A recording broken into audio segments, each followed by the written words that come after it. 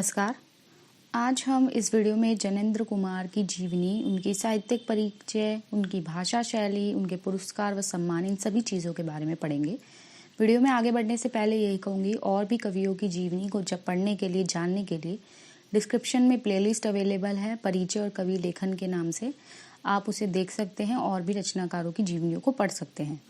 और वीडियो जो है बहुत शॉर्ट है, एग्ज़ाम के पर्पज़ से बनाई है, तो इसको देखने के अलावा मुझे नहीं लगता आपको कहीं और जाने की ज़रूरत है। वीडियो अच्छा लगे तो लाइक ज़रूर कीजिए, वीडियो को शेयर ज़रूर कीजिए और वीडियो पे कमेंट ज़रूर दीजिए। आगे और भी नोटिफिकेशंस को पाने के लिए चैनल को सब्सक्राइब करना भी बिल्कुल भी मत भूलिए। तो जैनेंद्र कुमार की जो जीवनी है, सबसे पहले हम उनके जीवन परिचय को जान लेते हैं। तो जैनेंद्र कुमार का जन्म 2 जनवरी 1905 में जिला अलीगढ़ के कौड़ियागंज नामक स्थान में हुआ था। इनके पिता का नाम श्री प्यारेलाल और माता का नाम श्रीमती रामदेवी था। जैनेंद्र जी के जन्म के 2 वर्ष बाद इनके पिता की मृत्यु हो गई, अतः इनकी माता एवं मामा ने इनका पालन पोषण किया। ये तो एक सरल इनका जीवन था, वो हम देख चुके हैं। अब इनकी शिक्षा और इनके करियर के बारे में आगे हम जान लेते हैं कि इनकी प्रारंभिक शिक्षा जैन गुरुकुल ऋषि ब्रह्मचार्य श्रम हस्तिनापुर में हुई। इनका नामकरण भी इसी संस्थान में हुआ। आरंभ में इनका नाम आनंदी लाल था, किंतु गुरुकुल में अध्ययन के लिए इनका नाम जैनेंद्र कुमार रख दिया गया। नॉर्मल सी एक बात मैं बता रही हूँ, इसमें कोई एक्सप्लेनेशन की जरूरत नहीं है। सन 1912 में इन्होंने गुरुकुल छोड़ दिया। सन 1919 में इन्होंने मैट्रिक की परीक्षा पंजाब से उत्तीर्ण की। इनकी उच्च शिक्षा काशी हिंदू विश्वविद्यालय में हुई। हायर एजुकेशन, हायर स्टडीज जो हुई, सन 1921 में इन्होंने विश्वविद्यालय की पढ़ाई छोड़ दी और असहयोग आंदोलन में सक्रिय हो गए। सन 1923 ईस्वी में ये नागपुर चले गए और वहाँ के राजनीतिक पत्रों में संवाददाता के रूप में कार्य करने लगे। उसी वर्ष इन्हें गिरफ्तार कर लिया गया और 3 माह के बाद छोड़ा गया। इनकी पहली कहानी सन 1928 ईस्वी में खेल शीर्षक से विशाल भारत में प्रकाशित हुई।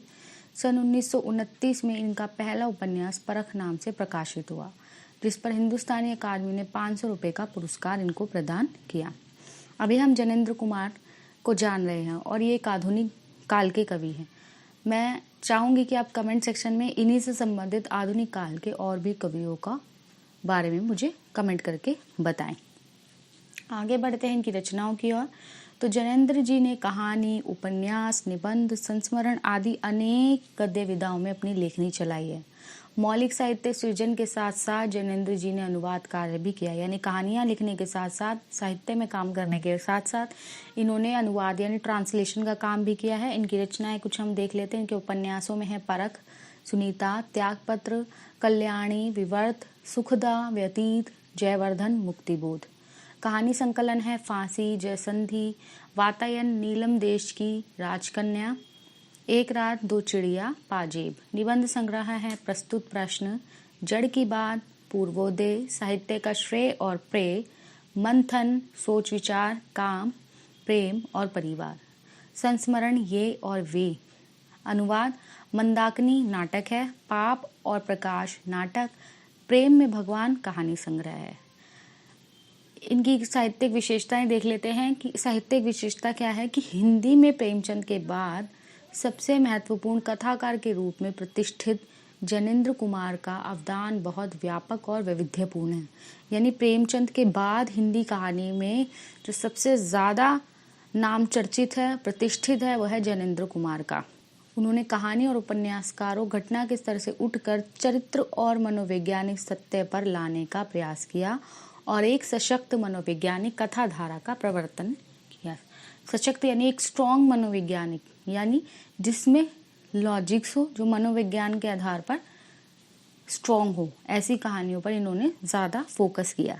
कथाकार होने के साथ साथ उनकी पहचान अत्यंत गंभीर चिंतक के रूप में भी रही है। चिंतक समझते हैं जो विचारक होते हैं। उन्होंने बहुत सरल एवं अनौपचारिक सी दिखने वाली शैली में, अनौपचारिक जो फॉर्मल नहीं है, इनफॉर्मल है, समाज, राजनीति, अर्थनीति एवं दर्शन से संबंधित गहन प्रश्नों को सुलझाने की कोशिश की है।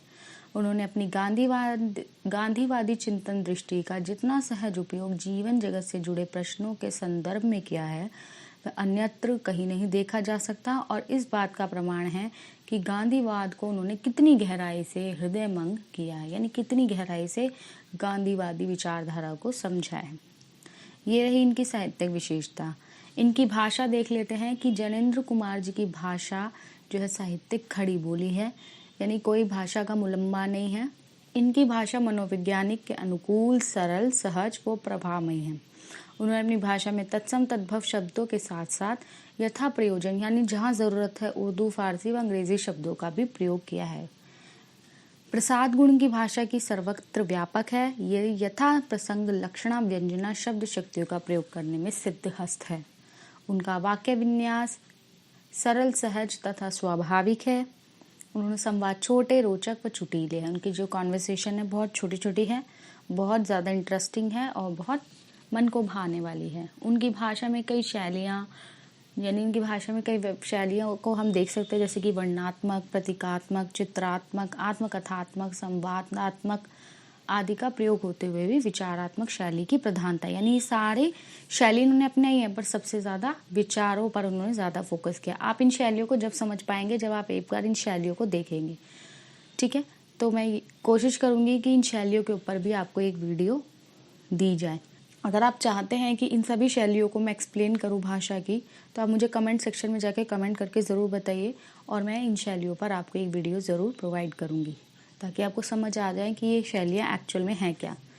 आगे बढ़ते सभी प्रकार के बिंबों का प्रयोग वे बड़ी कुशलता के साथ करते हैं। अब इनके पुरस्कार और सम्मान देख लेते हैं। सन 1971 में पद्म भूषण के सम्मान से सम्मानित किए गए। सन 1979 में साहित्य अकादमी पुरस्कार दिया गया। जनेंद्र जी को गांधीवाद ने बहुत अधिक प्रभावित किया था। विचारों के क्षेत्र में अहिंसावादी और दार्शनिक रहे। इनकी साहित्य दार्शनिकता की पृष्ठभूमि पर रचा गया है। ये दिल्ली में रहकर स्वतंत्र रूप से साहित्य सेवा करते रहे।